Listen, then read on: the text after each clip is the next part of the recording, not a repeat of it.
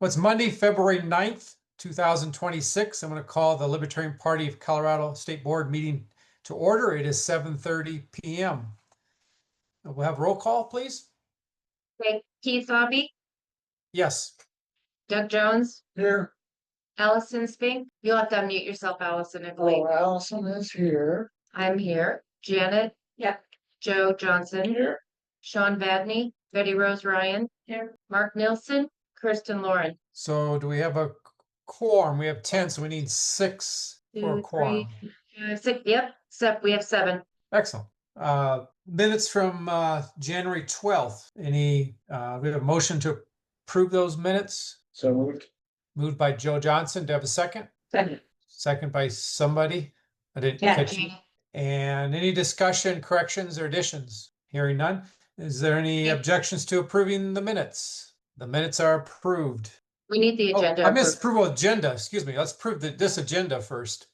Approval of the agenda as presented in the board packet. So moved.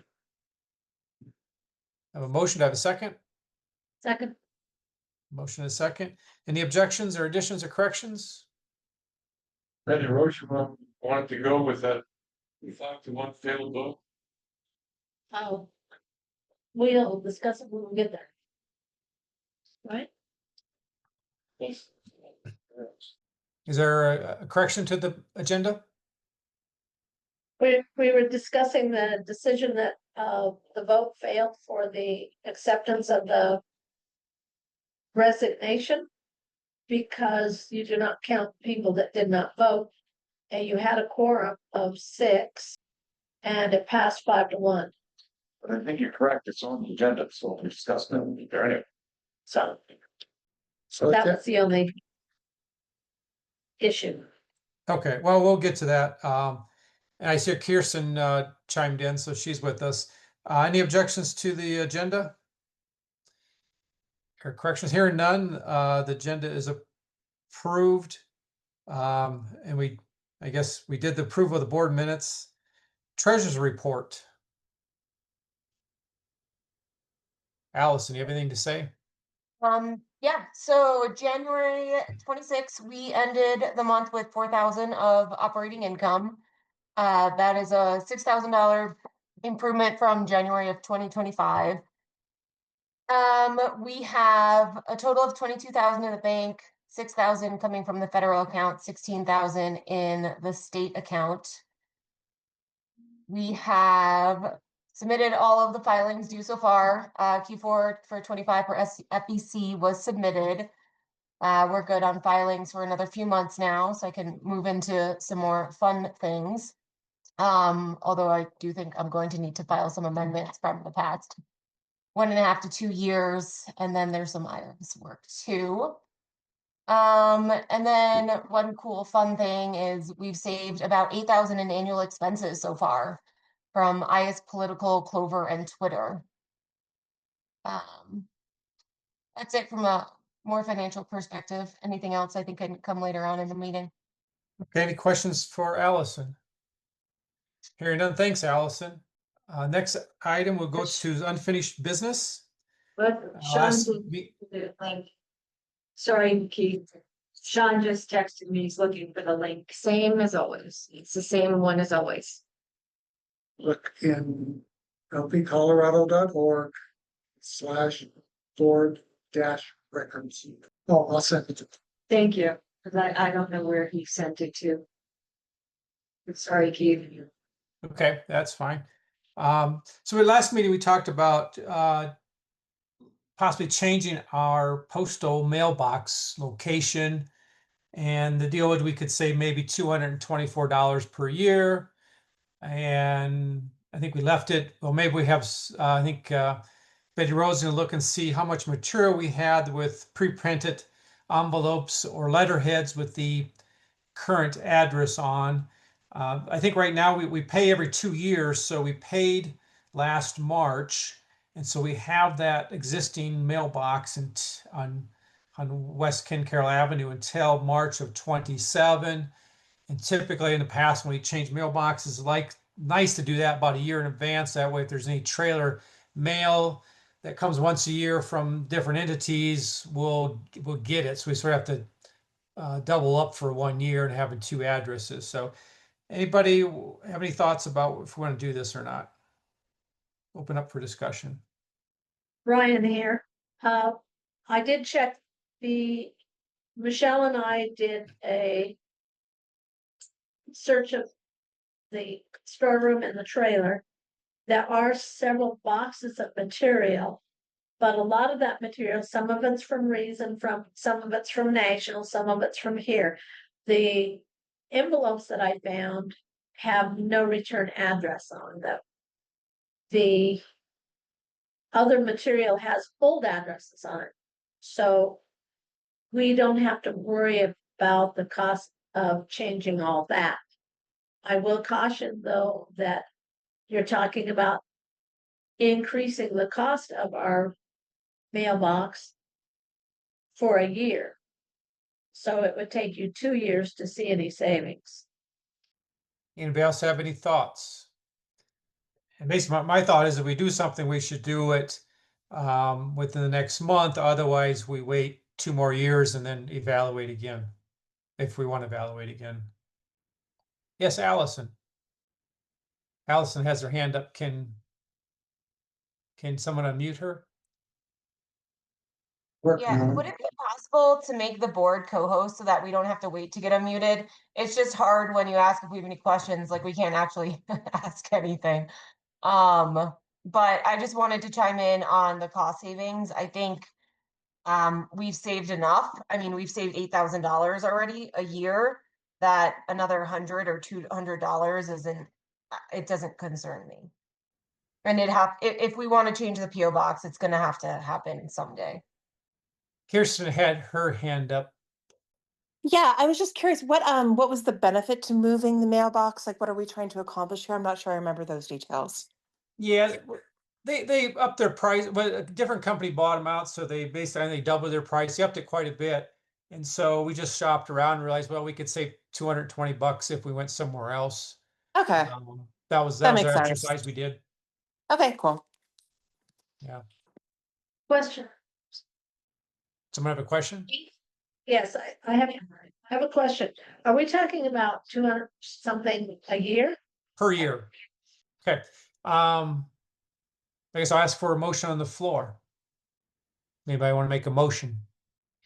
Hearing none, I think we'll keep the mailbox where it's at. Moving on to the next item, purchase of general liability insurance. Pete? Yes. I'm sorry to interrupt. You missed item 6.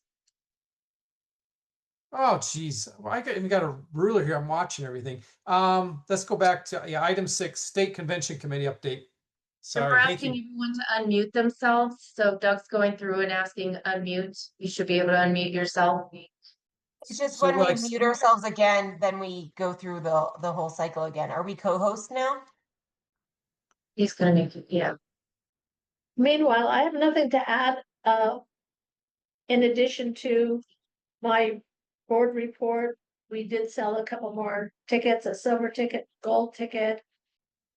Those early birds sales normally should happen 5 months before the convention, but we didn't have that kind of lead time. Hopefully, we need to sell 70 tickets altogether for break even. And Michelle and I met with the hotel. We have most everything settled with the hotel. That's all. Thank you. Any questions about the convention? We are still Or- looking for speakers, right, Betty Rose? Or Say again? additional speakers? We are still looking for like a handful of more speakers, correct? Yes, I think we're limited on our seminars this year because of the fact that we only have one. I think we have at least 2 more slots, maybe 3 to fill with speakers. Okay. We have 3.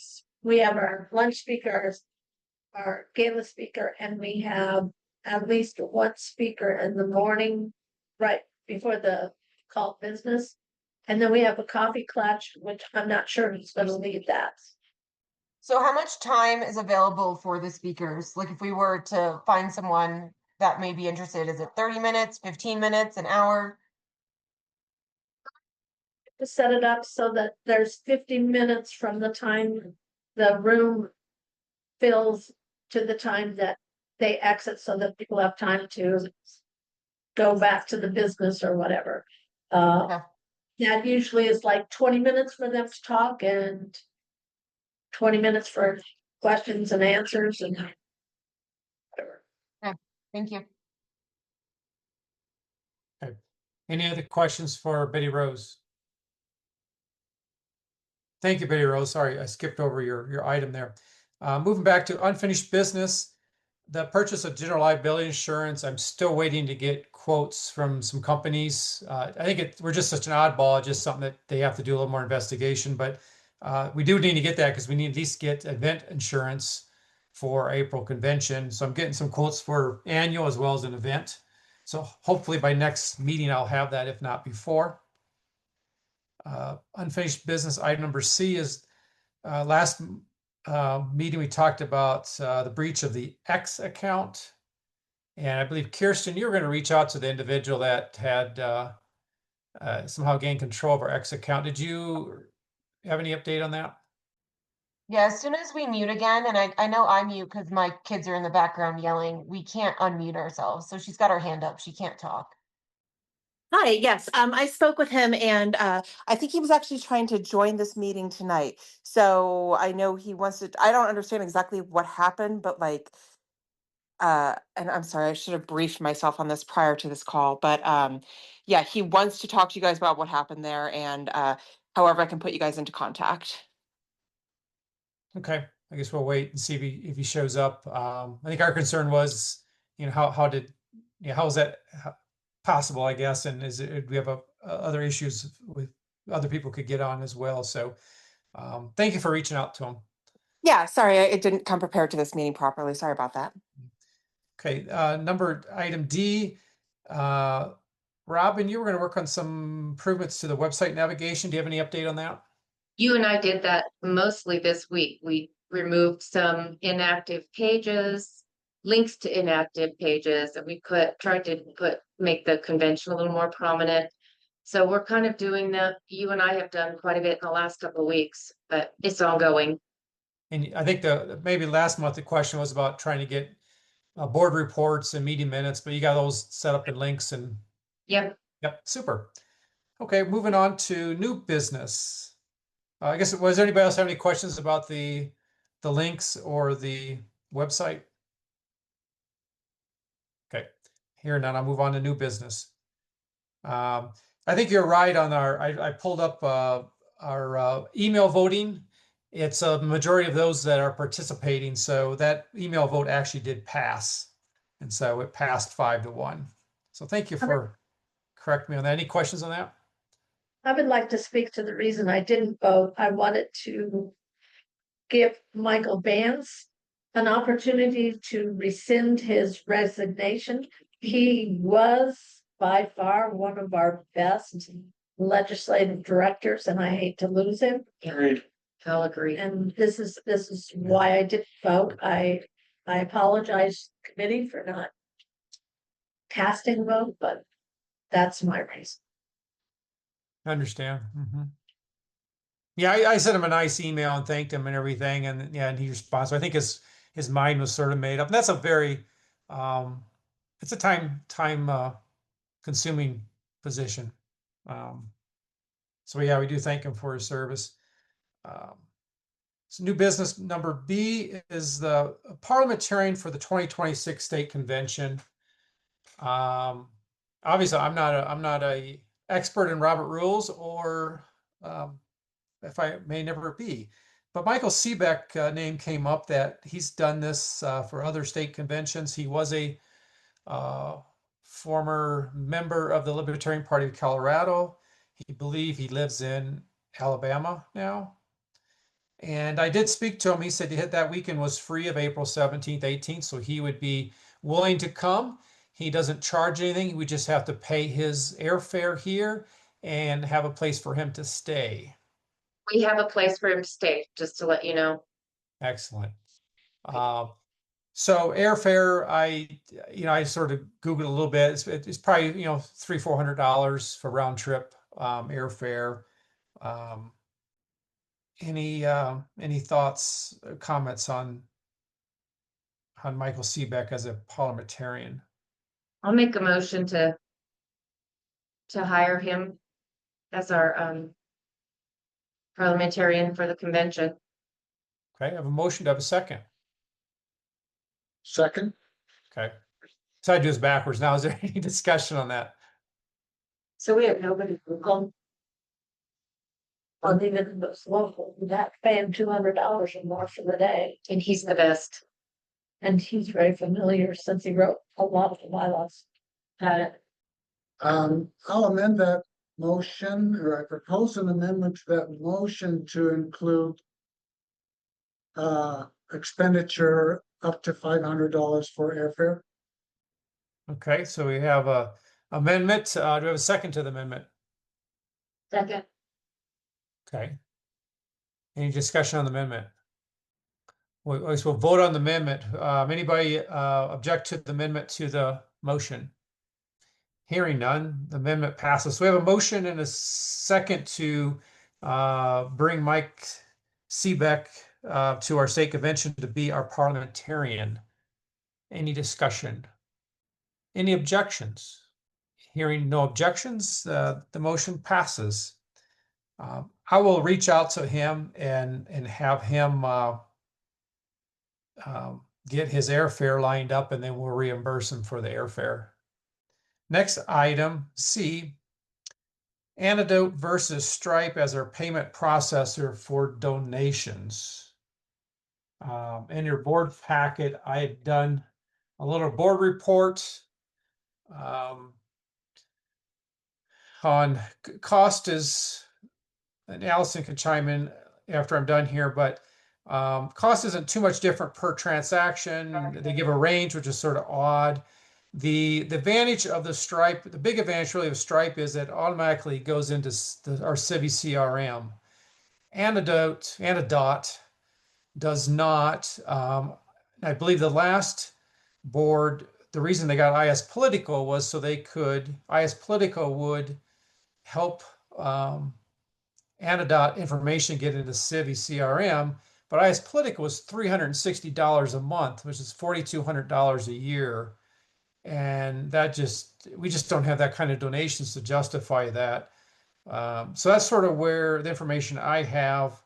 Right now we're using both systems depending on how people are set up. Do you have any other background information to provide, Allison? No, I think the only thing, and sorry if you already mentioned this, I think Antidote may have been something they moved to integrate with IS Political. I don't know why else they would have done that, but we're not using IS Political, so we don't need that integration. So if we're using Civi and not having that integration, I think that's a big con. Do I have a motion? Well, I guess, do you have a motion on this subject? What are we trying to move? Whatever you want. Mr. Chair, Yes, before we Jim. move forward on this, I'd like to ask if John could chime in on this, because he deals mostly with Civi. He knows far more about that than I do. Does the board have any objections to having John Jersman talk about this subject? Hearing none. John, would you like to tell us what you know? The fact that the Stripe donations go directly into CV is really a benefit. I don't understand what the benefit of Antidote is. But since I don't know, I see no reason to change. I mean, to go to Antidote, if we're doing two, I think it would be smart to go to just Stripe personally. Okay, thanks, John. And I'm the sort of same impression. I possibly the last board, and maybe Kirsten could chime in, but I think part of it was maybe the past treasurers trying to get something that's more workable to do the end of year reports and the reporting to the state. And I think Allison, you sort of figured out a way to do that with a pretty easily, I think, to get your tracer report done quickly and accurately. Yeah, all that information can come from Civi.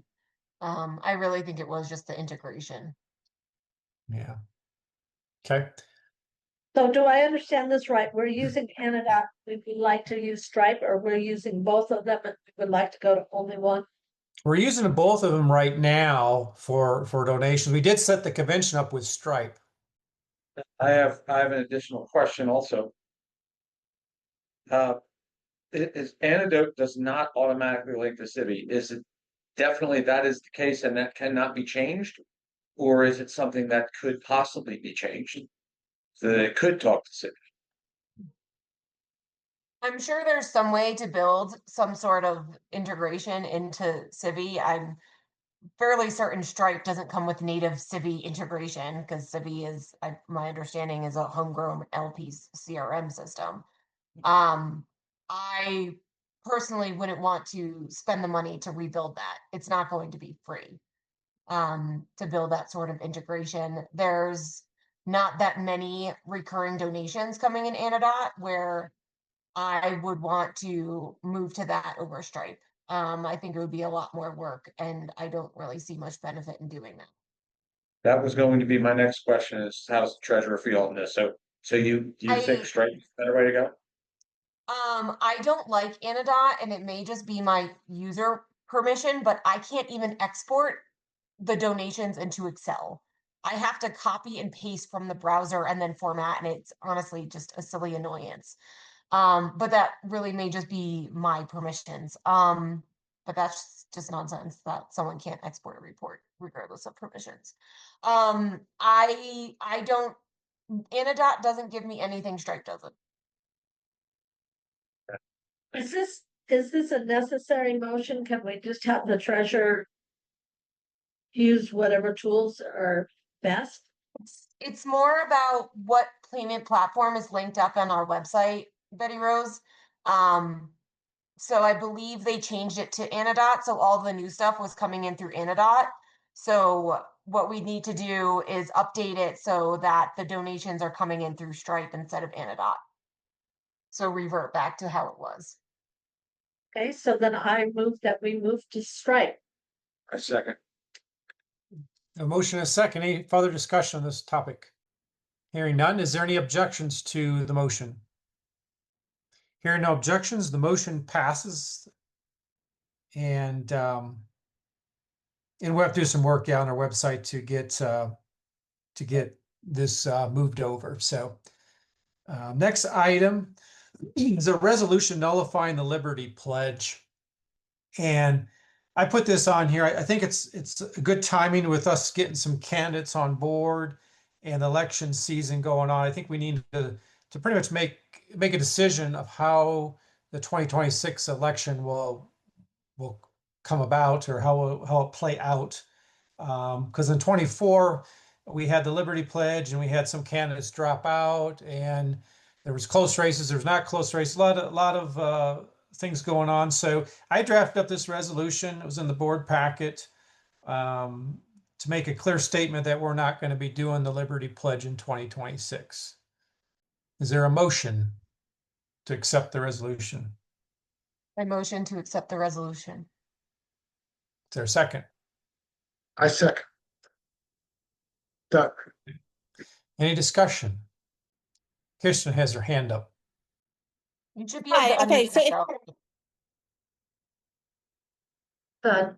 Without Kirsten, sorry. Hi, if I could just reiterate this to you guys again. The Liberty Pledge was always between individual candidates and never saying that we wouldn't run candidates, we would only support Republicans, whatever. And also, this nullification of the Liberty Pledge is operating upon this idea that you guys seem to have that we have this absolute ubiquity of qualified candidates. We have so many to run. And it's made us politically relevant. It's also let us have a seat at the table when we're getting very, very, very few elected officials. So all that we are doing is shooting ourselves in the foot by getting rid of the Liberty Pledge. I understand a lot of the lies that were fed to you about the Liberty Pledge, but they were lies. And it's basically just turning our political party back into a social club if you do this.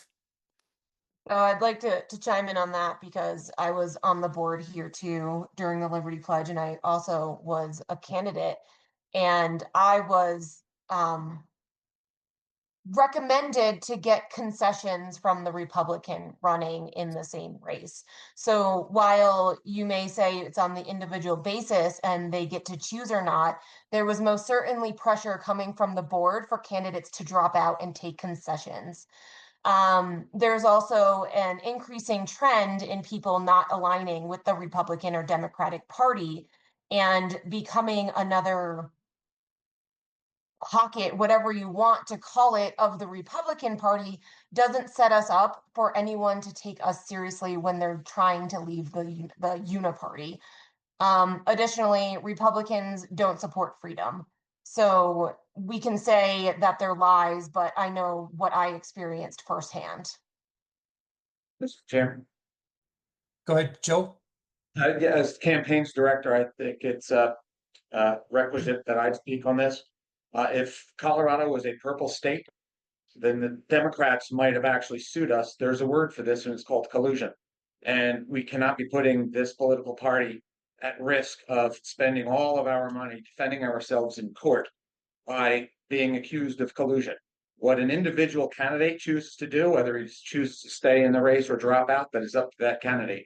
But if this political party decides to tell somebody that they should not be running in the race that is called collusion, we've set ourselves up for a lawsuit. They say that we pass this resolution. I'll chime a little bit. I hear what you're saying, Kirsten, and I think my issue with this whole thing is the perception of what the average outside of our group and outside of the people that are active, the other libertarians out there, of what they saw. And what I still see in media, and I go back to social media, I see things, and it wasn't everybody on the board. There's a few that were basically promoting Republican candidates, and that's what some members, we lost some memberships due to that, because maybe the messaging wasn't really good of what was going on. And then what we saw, and I'm included, I was on the outside at that time. I was like, well, this is what I see happening. And there was no other communication otherwise. So I think it was maybe the plan wasn't laid out very well, but I think we have members out there that really need to understand where we stand. And at least for this election, I think we need to sort of draw a line in the sand and go from there. But that's my thoughts, I guess. That's where I'm coming from, more of not, was it right or wrong? Did it do good or bad? Just what did it do to the other 40,000 libertarians out there? How did they perceive that? But I'd strongly prefer to fix our messaging than to continue our state's descent into socialism. Call the question. Yep. Question's been called. Is there any objections to this motion? Well, yes. Okay. Then we take a roll call vote. I'm sorry, can you repeat the motion? The motion was to accept the resolution denouncing and nullifying the Liberty Pledge. For the roll call vote, Keith Laube, Yes. Yes. Doug Jones, Yes.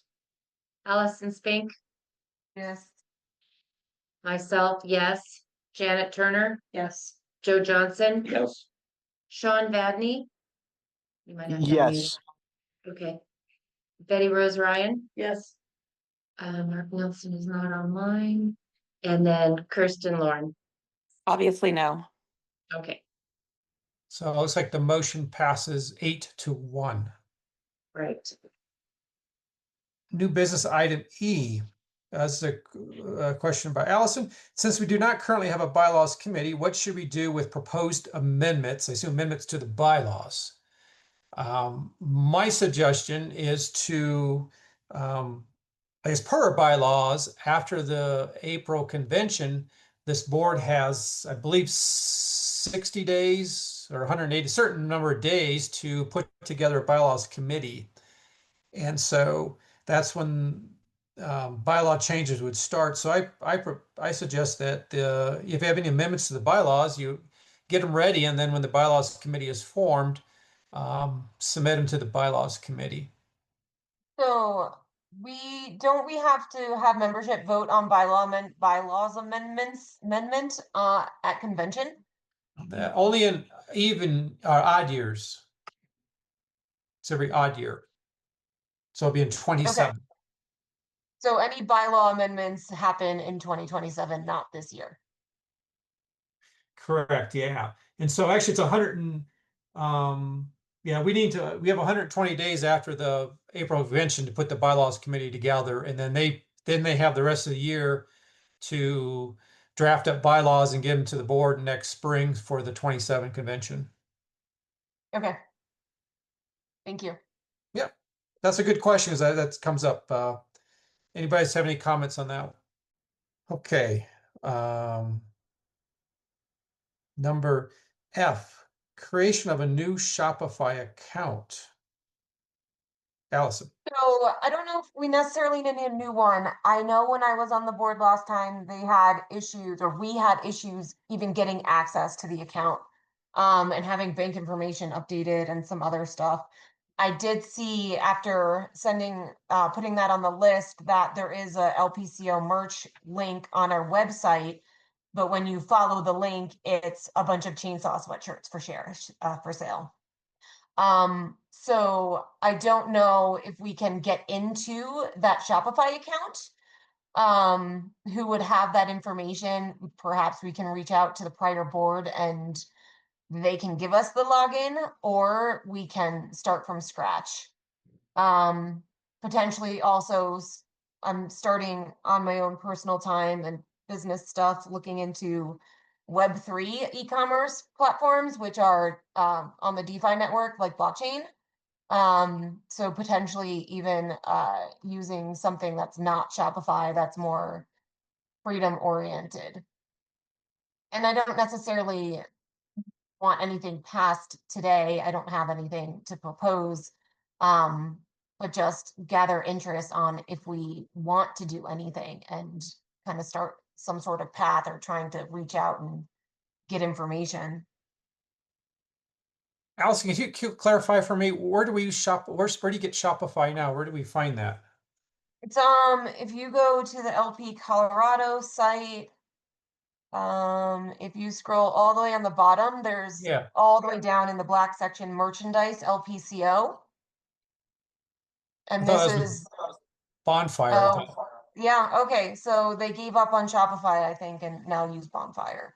But I don't know that we even have access to this. Yeah, so the question is, someone orders something, would they get it? So I'm sure I don't know. I don't know anything about this.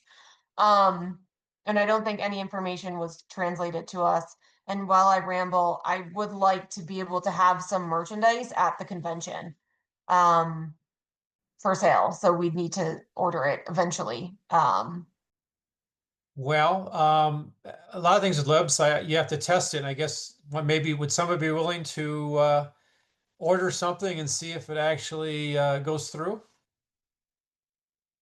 Well, Even the delivery aspect, like I don't want to sell all of this. I mean, it's not my personal site, it's all of us, but I mean, we might want some new logos, we might want some new merchandise, maybe we want a hat. I like hats. Yeah.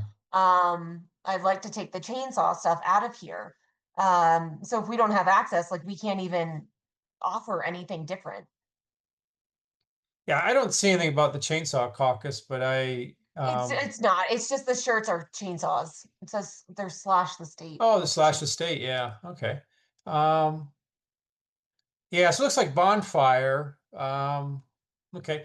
Well, yeah, I think something maybe we need to just try to reach out to Bonfire and find out what they have, what they're are they still valid? Would somebody be willing to do that to try to investigate that a little further? I'll put it on my list. Yeah, since you brought it up.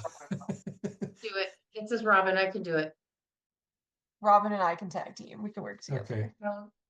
Sounds good. I am gonna look into the Web3 platforms too. I would like us to lead by example and get off these government sites. They're not government, I know. There was a lot of links to Nash on that website that I linked on, and nobody ever got back to me. After a few weeks, we took them off. Not sure how old they were, where they go, but anyway. So thank you, Robin and Allison. And any other things on the Shopify bonfire? Okay, number G is setting up a website for crypto donations. Allison. So I'm working, I have half of a plan, I'll say, put together.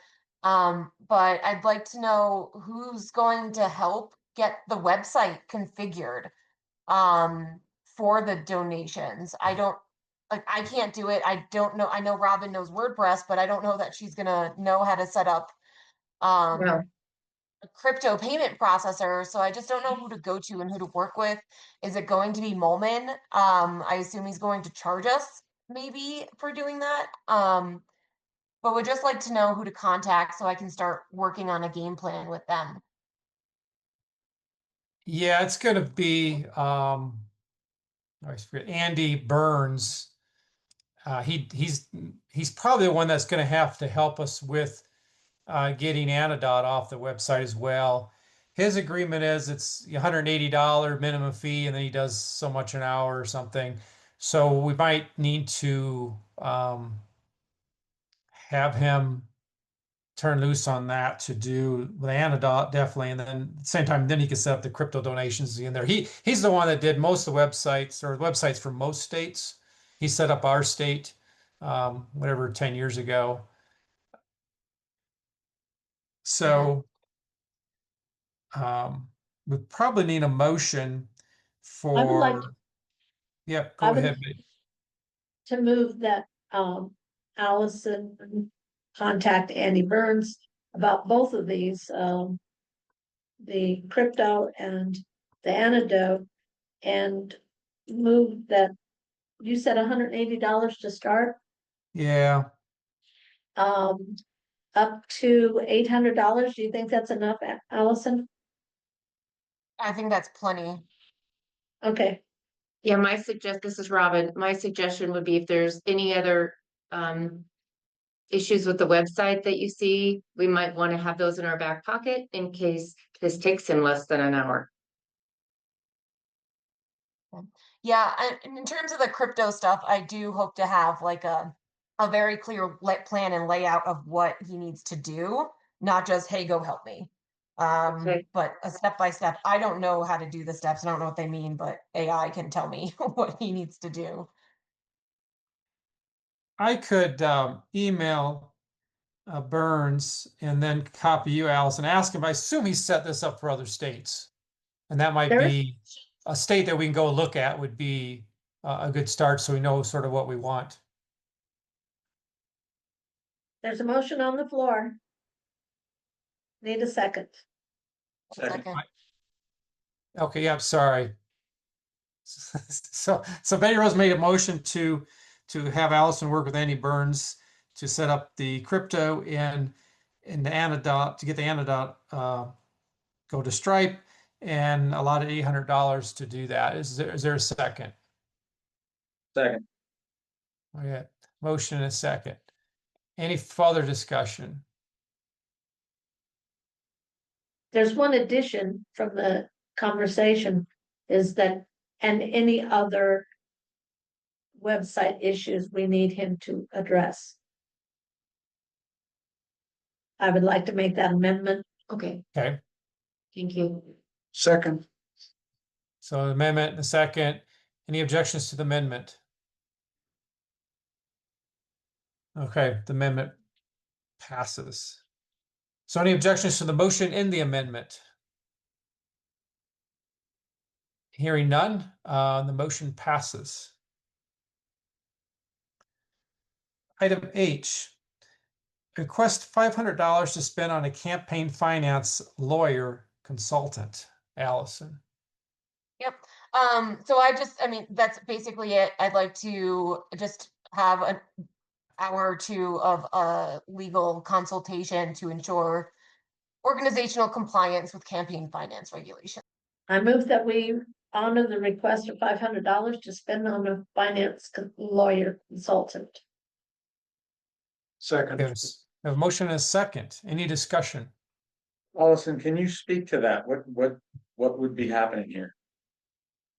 I would find a lawyer, send them some questions and get their responses. I think anything in further detail would be executive session conversation. Any other discussion? Any objections to the to the motion? Hearing and seeing no objections, the motion passes. Unfinished, a new business item I, Libertaria Colorado Freedom Guide for website and new member packets. Allison. Yeah, so I like to find ways to make things easy for people. I'm going through learning about crypto, and it would be easy to just have like a very like quick guide for dummies. And I think it could be useful for especially new members of like when they join the party. I know we send a welcome packet to put in the welcome packet, like all of the different events or organizations that we know about. I know Josh Sauter, I don't know how to pronounce his last name, has like a Liberty Tools organization where we have like a page on crypto and then a page on, I don't even know what else, but freedom oriented things where it's just some cliff notes on, these are organizations, here are some definitions, stuff like that. And just kind of wanted to bounce the idea off the board. And then also if you like the idea and we want to move forward with it, gather ideas and start putting that together. I think it could be fairly helpful to people, and fairly cheap and easy to put together, a kind of easy win. But I'm also big on free people, and we don't necessarily need the government to free ourselves or the government to change to free ourselves, or at least work towards it. So yeah, sorry, and rant. This is Robin. I have a question for you, Allison. Yeah. You mentioned that that there's currently new member welcome packets going out. That's my understanding. On like one of our first board meetings, we talked, someone has been sending out welcome packets since the beginning of time. I never got one, and I just joined about a year and a half ago. Yeah. So our current welcome committee chairperson is Mark Montoni. Okay. So maybe the first step would be to reach out to Mark and see what he currently sends out and how could we streamline that or make it better. Yeah, I agree. I think we need to codify what's happening there. I totally agree. A lot of people join the party and then just are lost in ether. I like this idea. And probably really be more, Allison, you have like the last 5 things on the agenda here, but so I don't want to overwhelm you, but probably something that really the committee, the welcome committee should take care of and take the lead on with your ideas. Happy to push it off on a committee and even just dump my ideas on them to take care of. But no, I just thought this is a way that we can help people that's not dependent on the state. Well, the website would take a little bit, right? But the rest of it should be what we're doing already. The website shouldn't be. We just need to upload whatever they come up with and then have a link for new members. Okay, That's easy.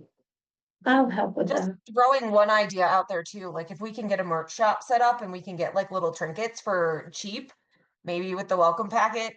I just want new members. I want more and more and more libertarians. If they donate $100, we send them like a hat or a keychain or a little flashlight or something like that. And I have to join the NRA each year for my gun club, and they send me like a gift, and I hate it because it says NRA on it. But then we have more people having LPCO gear too, so they can go out in the world with their sweatshirts and recruit people. I absolutely agree, and I'll go. I believe, and Mark had told me before, but I don't know what he actually does. But I believe he sends a letter out when he gets a list of new registered libertarians. I think that's the welcome packet. I don't know this for sure, so I think we need to talk with Mark. Maybe he can join us on the next meeting. Maybe we can invite him to do a presentation of what he does. So, yes, a letter or something like that to a new registered libertarian asking them to join. And then when somebody joins and pays that $25, yes, they should be getting something for that to, welcome to the club. And then, oh, by the way, you like the hat? Can we get you to join one of our committees and hop in and start rowing? So yes, I love this idea, and I think that we need to codify it and make it grow. Okay, is there any, any motions or any suggestions what to do with this item? Well, my one suggestion, I don't know, it needs to be a motion, but ask Mark if he could come and speak at the next meeting next month to present what he's currently doing, and then we can discuss where we want to go from there. Okay, I'll start looking for a list of organizations and stuff that we can add into the packet. okay. Cool. Glad you like it. Okay, anything else on this item? It sounds like we'll be moving this to talk about this next month. Item J, what to do with the meetup accounts? I think we ought to shelve that. There's so much going on this meeting. Do we own them? Do we own those made-up accounts, or do they belong to? I'm very confused about the meetup accounts. It says affiliate, it says, hold on, let me find it. I get notifications that, wait, I gotta find it again. I just had it. I was under the impression it was Liberty on the Rocks. I do not believe so. So here's, I get notifications at least weekly.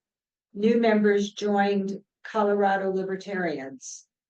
And it says meetup, and then it says to affiliates director. And then I get a name, and then I'm able to send a reply to the name and tell them welcome. But after we get Mark's input on exactly what he does, maybe I should be including his email address. We have no way of getting their information unless we have a paid account. And as far as I can see, there's no paid account. I'm really not sure what's going on here. But it comes to the affiliates director, which is me. Okay. Kirsten, do you know anything about the meetup accounts? Have you used those in the past?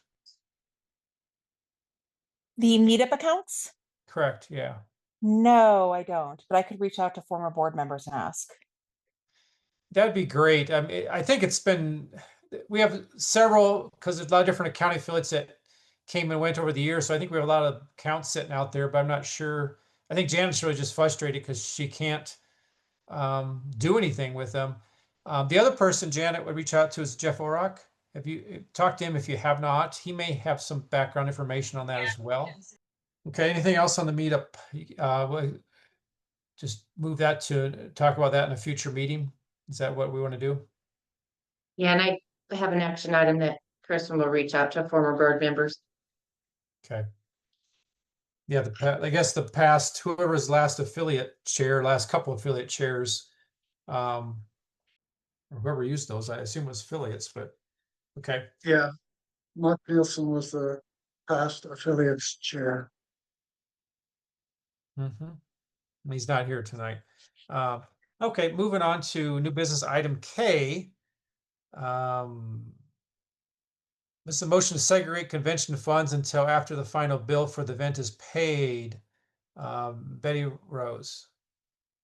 Right now, I spoke to Allison, and I believe that she is already doing this book work.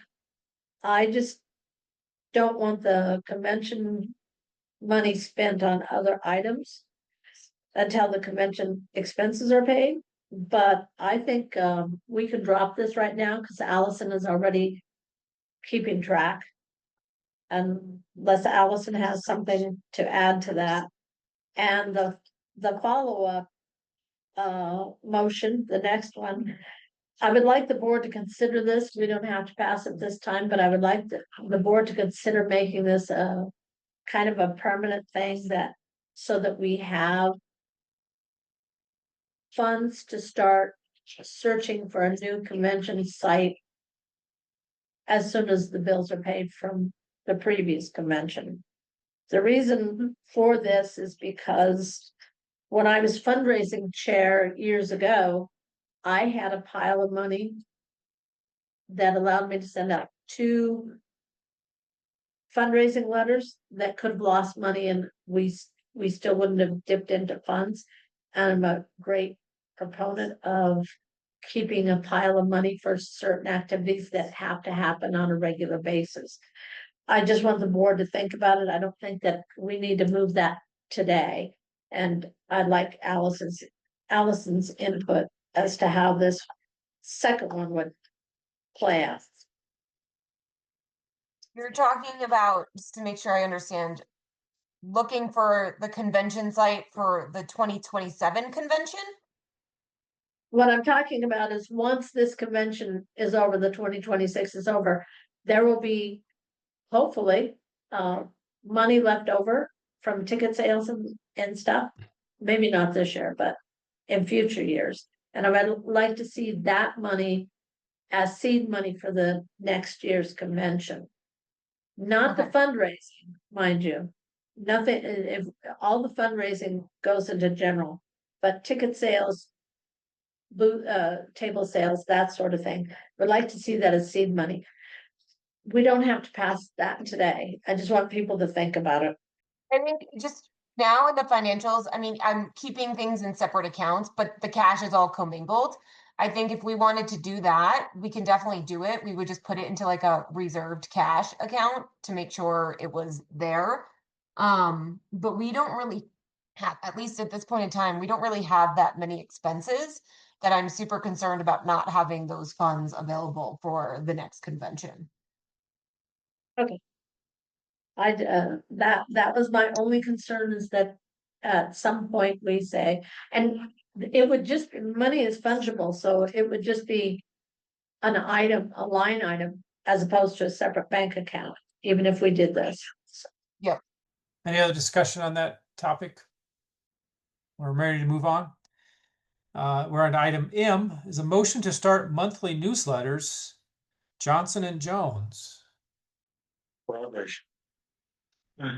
You go? Okay, well, yeah, I think it'd be a terrific way to raise funds that is more consistent than any other kind of fundraising we do, and that is offer a subscription to the newsletter with a $25 monthly pledge.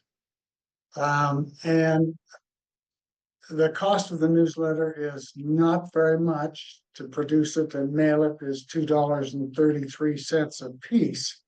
So that leaves a great margin for us just to put in the account. The hard part is finding somebody who will write the newsletter, print it out, and send it out. And so that's why I volunteered to do that. It doesn't have to be me, and it would be great if it were somebody else, honestly. Just become like a true libertarian. Yeah. One thing you could do is just request everybody to write an article for your newsletter, and then you're not doing it all yourself. Yeah, that's even that is not the hard part, really. It's more like the Format. physical production. I have a good friend who will help me write things. ChatGPT. But anyway, I'm willing to get this going. I think it'd be good. The question is, how many do we send out? You know, we can mail to our current 12 monthly pledgers, or however many there are. That's not a problem, but we want to promote it, so we'll send it out maybe by email for free to everybody and say, come on, please send us set up a pledge, and then we'll send you a printed first class mail newsletter every month after that. That's one way. or we could actually send out a few, so this would be an expense, we would send out a few to prospective pledgers and ask for ask for a pledge at that time. That would probably be more effective for each one of those we do than an email newsletter, but it costs money up front. And it would cost $2.33 a piece up front on those. I'd like to What- chime in. just- Sorry. Go ahead. I was gonna chime in. I joined back in 1999. We had a newsletter. At the time, the newsletter went to every registered libertarian, member or not, went to the libraries, went to the schools, And it went to the State House. went to the State House as well. Now, that's an expense. I am very much in favor of this, and a journey of 1,000 miles has to start with a single step. And so we don't have the money to be sending out newsletters to 42,000 registered libertarians. We have to start somewhere, but I think the goal needs to be reaching out to our membership. I would change the number from $25 a month to the 1776, which is our 1776 club membership. That's the minimum that at least it was. I don't know whether that still is. It was a 1776 club. You give 1776 or more per month, and you are part of the 1776 club. So rather than setting that bar at 25, the minimum was 1776. So if you do that, we start there with the goal of then maybe perhaps then mailing it to anybody who is a sustaining member who's paid the $25. And then we work our way up to the point where we can finally one day down the road be mailing it to all 42,000 registered libertarians. Because in every newsletter, we're asking them to join, we're asking them to join the 1776 club. We can't do that unless we're communicating with them. We just had the Arapahoe County Convention, and I paid out of my own pocket to send cards out to folks to try to get them to attend. And I discovered we sent out an email, we have less than 10% emails of all of the registered libertarians in the state. So we got 42,000 registered libertarians, but that doesn't mean diddly unless we can talk to them. We can only talk to about 10% of them. And then you send out those emails, and about 15% of the 10% you sent out come bounce back as bad emails. So we have a very small percentage that we can actually email. Once we start mailing stuff to these people, they don't know we exist.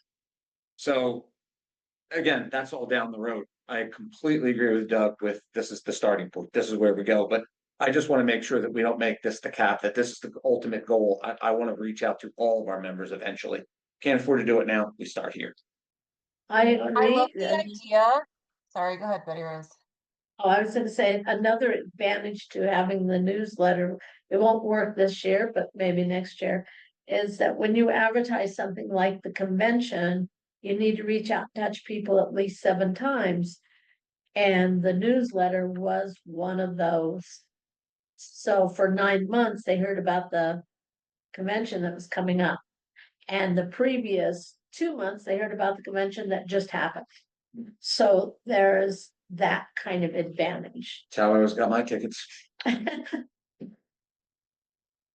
think the big question is, where do we set the bar on pledges? And I like the bar low. I mean, 1776 after inflation is a pretty nice low bar.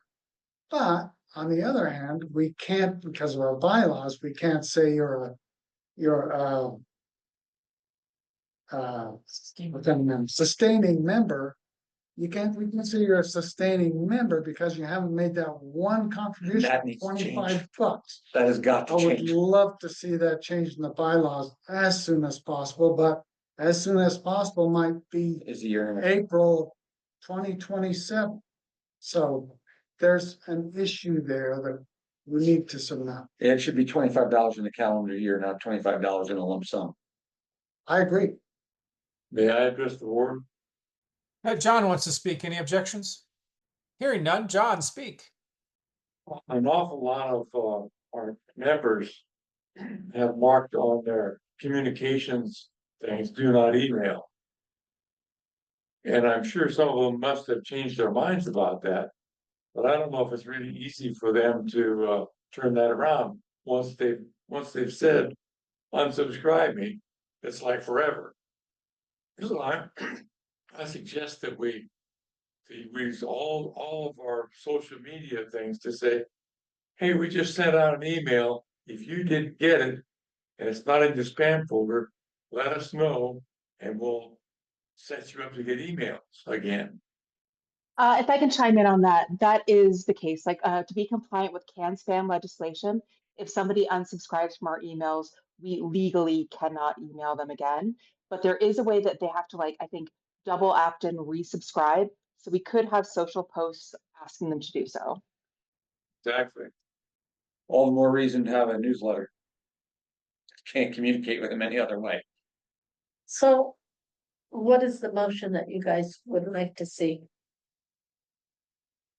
Well, I move that we start a monthly newsletter with a subscription fee.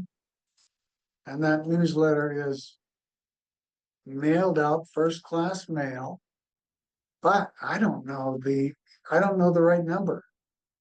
Should we, Well, in my motion, I will say 1776.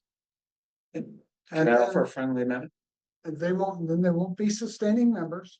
Can I offer a friendly amendment? Yes. Instead of it being a subscription, if you have joined the 1776 club, playing 1776 or more a month, you automatically get the newsletter.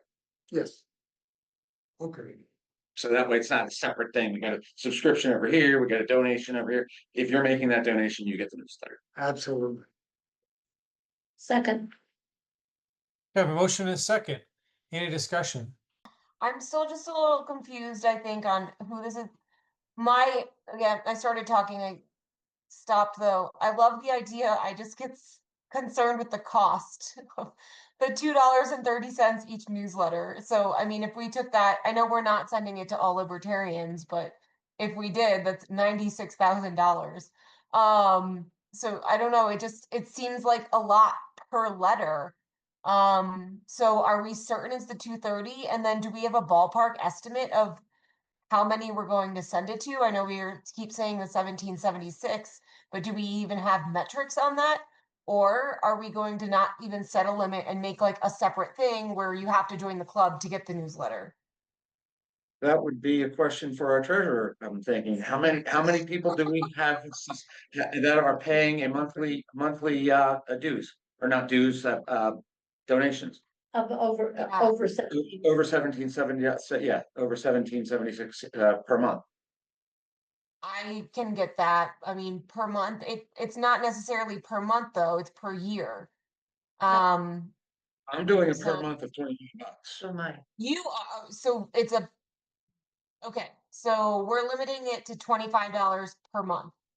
1776, just because, and again, I don't know if the language is still in the bylaws. It used to be that it was the 1776 club. If you are paying $17.76 or more per month, you're a member of that club. And back in the day when we did it, you actually got a packet and we sent stuff out, and it's all just fallen away. I mean, this is back in the 2000s that we were doing it. So that's what we're talking about Okay. here, is people who are paying us that kind of money every month That's in to keep addition, this party going. in Okay, addition I to. understand now. That if we even just say it's 50 people, that's $115. I'm more comfortable now. Okay. Yeah, I mean, the Um, ultimate also- goal- Another option here would be to do this in sort of a pilot program way and very deliberately, where maybe we reach out to current donors that we haven't heard from or people that used to be very engaged, and then do it in a pilot program way, see how much money we actually raise from it and what our engagement level is, track that via maybe a QR code and see, are people really using this? Is this really generating capital? And maybe try it out in a way before we blast it off and spend a bunch of money. So, I like that.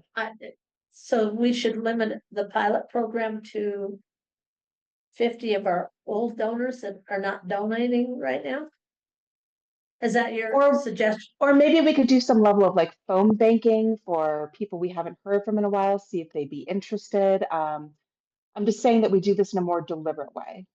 Yes, I guess I can, Well, no, I think it was in a deliberate way, in that we're starting out with a newsletter and we're sending it to the people who are paying monthly to the party. From there, we have a newsletter going. I completely agree. We need to expand out, and you do exactly that. You have people who used to be really active, they're not anymore. We send them a newsletter. In those newsletters, we put in there, to join. We're looking for volunteers. We've got convention tickets for sale, all of those types of things with the goal of this thing grow. And yes, absolutely target different groups and see which ones make the most sense. But Doug's proposal, at least the way I read it, was you're paying money, you're paying $25 a month to the party, you're keeping it going. You get nothing in return, not even a thank you. A newsletter is it's something, you know. Or a flashlight.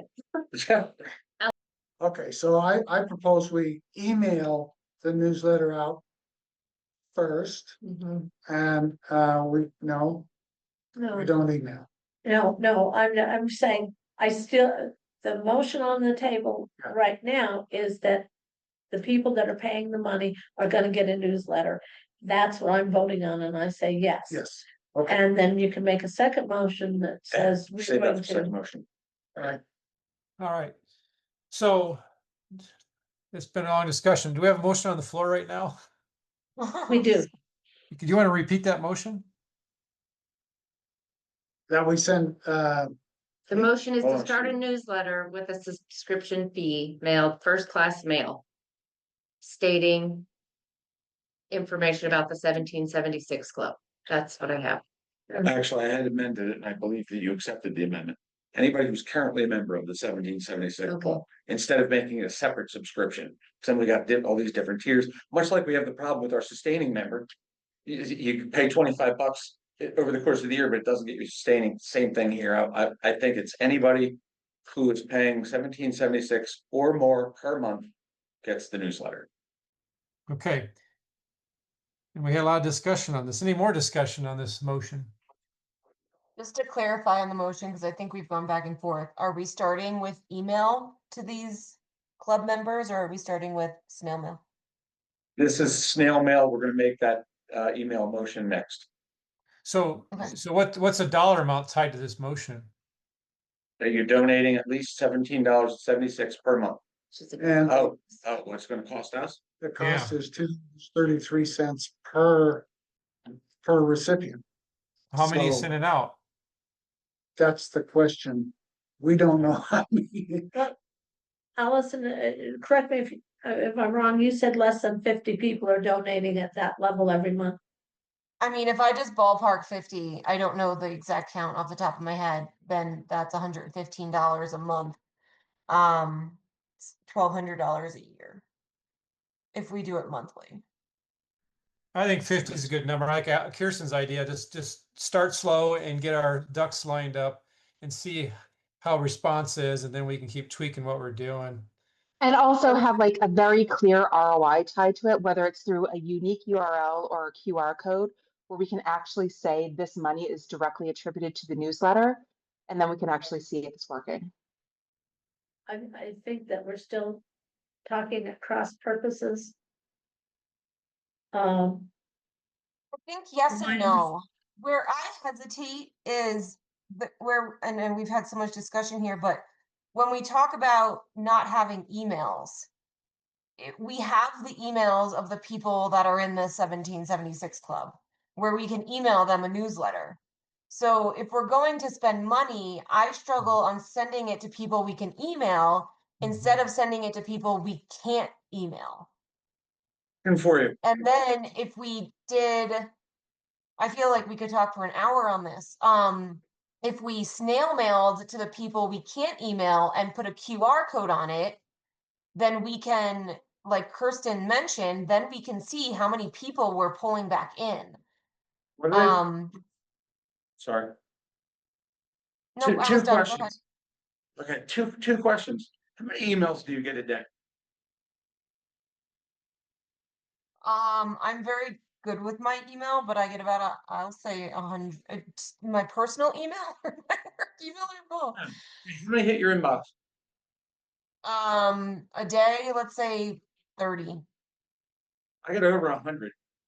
And I'd have to say that 90 of them go firing straight to the. I block just about everything goes firing to the spam mail, so that way I don't shoot myself.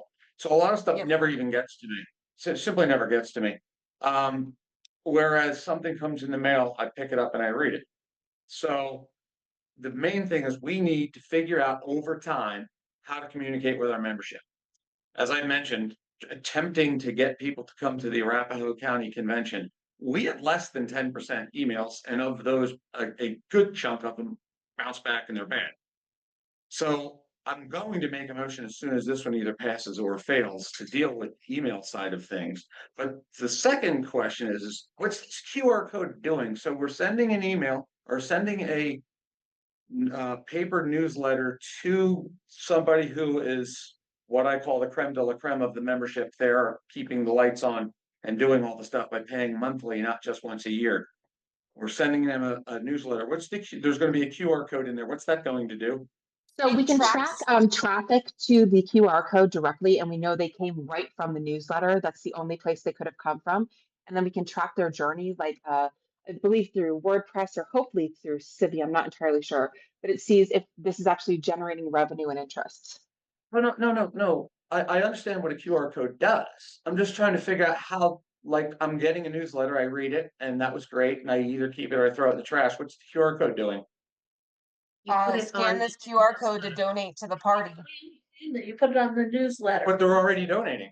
They're already. They're already donating. They got the newsletter. Well, What's the QR code doing? This is where I think we're talking over and on different topics. When I think what Kirsten and I were talking about here is sending it to people that aren't donating. And also, So- if they're already donating and they keep donating the same amount, then the newsletter isn't really doing anything. Versus if we launch this newsletter and we get a ton of new revenue and a ton of new gifts, and like, I want to support you guys going to the Capitol for this or that or whatever, then we can say, oh, this is working. We need to keep doing it. It's just ROI calculation for marketing. Yeah, no, I'm not disagreeing with you, and I'm not arguing with you, because I do agree we need to expand and we need to be bringing money in. But I disagree with that it's not doing anything, because I've had comments of people who are making the donations who are offended that they get nothing in return for their membership. And so, will they cancel their donations? Who the heck knows? But back in the day, you got a newsletter from national, you got a newsletter from the state, you got a newsletter from your county. Today, you get nothing. You pay the money, and maybe we grow the party with it. What am I getting for the money I send in? I don't know.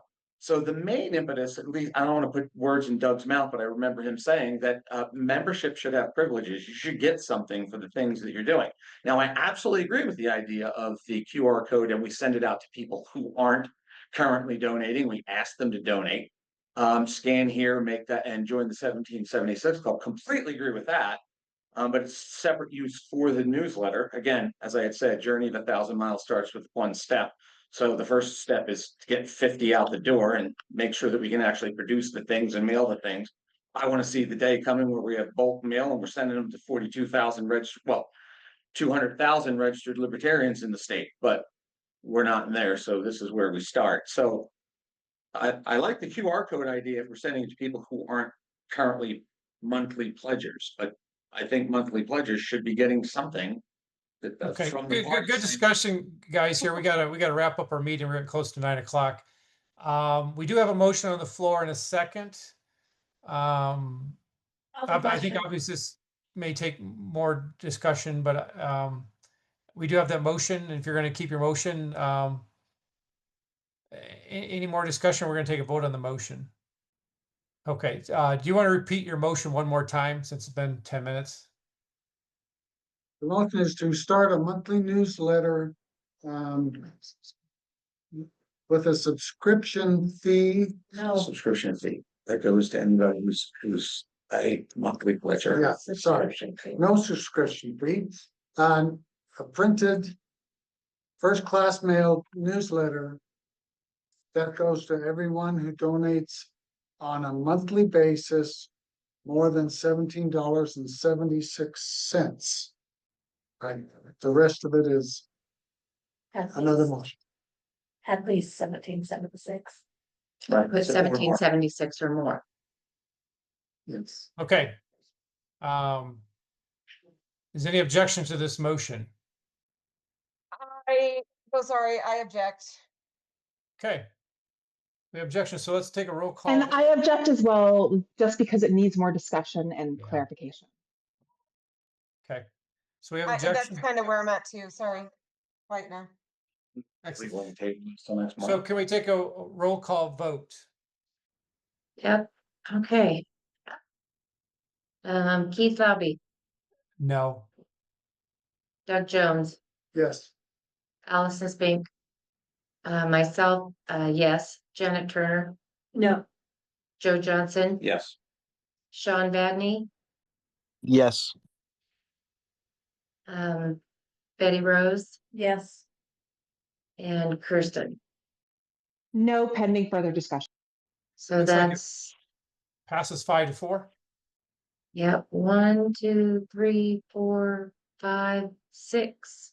6 yeses, 3 nos. oh, that's Allison. not right. Allison was a That- yes or no? That was a That no. was, Thanks. Keith was a no, Allison was a no, Kirsten was a no, oh, Janet was a no. Janet. Okay. So 4-5. It passes. Yep. Okay. And you said you had another topic on this topic? I do, and I'll make this one short, that we email an electronic version to all the emails that we have in the state, asking them to become monthly pledgers and get this in paper form. second, A motion and a second, any discussion? Okay, any objections? Hearing none, it passes. Okay, board announcements. Anybody on the board like to make an announcement? Any upcoming event? Janet had I'm something. not really sure where this fits in at, Janet, affiliates director, but there seems to be an issue with one of the affiliates, El Paso County. And, their last board meeting was October 16th of 2025, and it lasted 6 minutes. And, there's no word yet on their convention. There's no word on when the next board meeting is gonna be. They're supposed to be holding it. What is it, Doug, every 3 months, quarterly? I believe so. So, I mean, we're already October 16 and it's February 9th. We're hitting up on the quarterly and there's no word of any board meeting. No word. So my question is, do we want to send them a letter letting them know that we're going to form a special, special meeting? Is that what that's called? When you, a special, Call a special convention. is that what it is? There's, Special convention? yeah, their Okay. bylaws require that they have a convention before the state convention. But they're not even having board meeting, and their board meetings, literally, this board meeting started at 6:46 and ended at 6:51. And yet they have 2 pages of notes. How does that work? So, there's something sketchy. And, so I don't believe disaffiliation or even discussion of disaffiliation is appropriate. I think that there needs to be some kind of notification Accountability. that if they don't hold their board meetings more regularly and get going on their convention, that we will have to run a special convention and see if we can get El Paso running again as a proper affiliate. And I was just trying to get an idea of what the thought was here. Yeah, from that, I guess we could make a motion that Keith send such a letter. Like that, Mr. Chair? How's that? Be the. Any thoughts, Mr.? You have to look through the bylaws. I'm not sure how the relationship between the state party and affiliates, but I think we can, let me look through that and see what we can, what the right step is, I guess, of, if they haven't been holding monthly meetings, they sort of dropped the ball there, I guess, so. So let me do some research on that. Well, Any they other, hold, Yep. They hold the monthly Liberty on the Rocks, which is not a libertarian It's just That's not what I social. mean. Yeah. board, but the board, their bylaws state, I believe, that they need to have board meetings quarterly. And clearly, like I stated, even when they do hold a board meeting, it's 6 minutes. How does that work? What gets accomplished there? But anyway, Well, maybe they speak fast.